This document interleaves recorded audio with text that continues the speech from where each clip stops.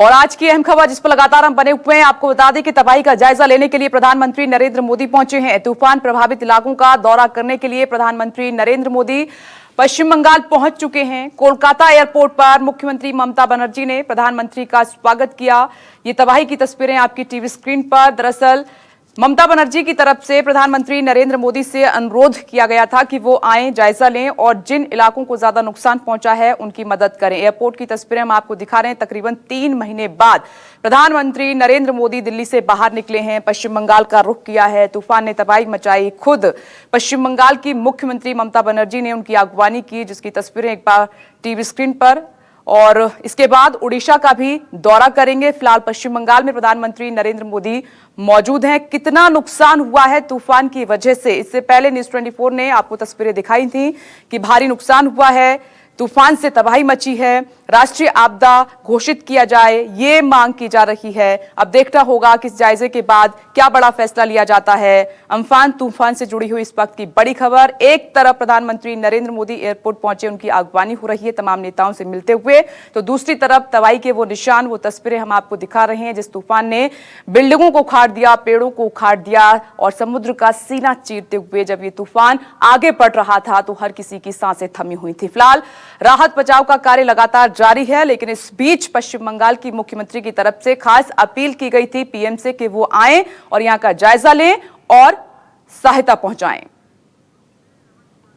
और political editor Raman Kumar news room से इस वक्त मेरे साथ लाइव हैं। रमन, तकरीबन 3 महीने के बाद प्रधानमंत्री नरेंद्र मोदी पश्चिम बंगाल पहुंचे हैं जायजा लेने के लिए, किस तरह से देखा जाए?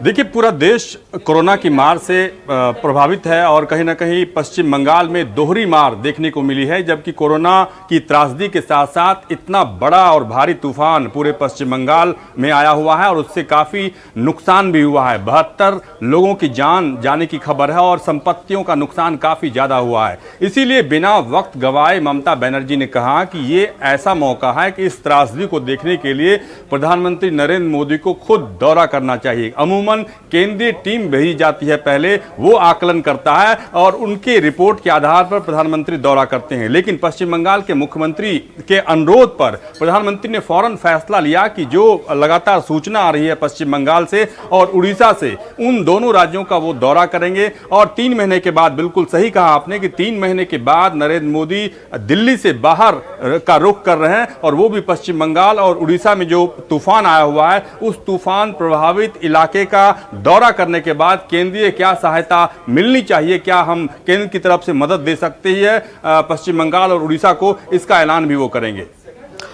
रमन, हम भी चाहते हैं कि जहां भारी नुकसान हुआ है, जिन लोगों की जान गई है, उन परिवारों को, उन लोगों को तुरंत मदद पहुंचाई जाए। लेकिन यहां पर एक सवाल मैं जरूर पूछना चाहूंगी कि आपने देखा कि कई मौकों पर ममता बनर्जी सीधे केंद्र सरकार से टकराई हैं, कोरोना काल में टकराई हैं, कई सवाल उठाए हैं और राजनीति भी खूब हुई। और ऐसे में आपने कहा कि केंद्र की टीम पहले जाती है, वो जायजा लेती है, फिर रिपोर्ट सबमिट की जाती है, उसके आधार पर डिसीजन लिया जाता है। लेकिन एक अनुरोध पर प्रधानमंत्री नरेंद्र मोदी खुद पश्चिम बंगाल पहुंचे हैं। मैं इस एंगल को समझना चाहती हूं आपसे।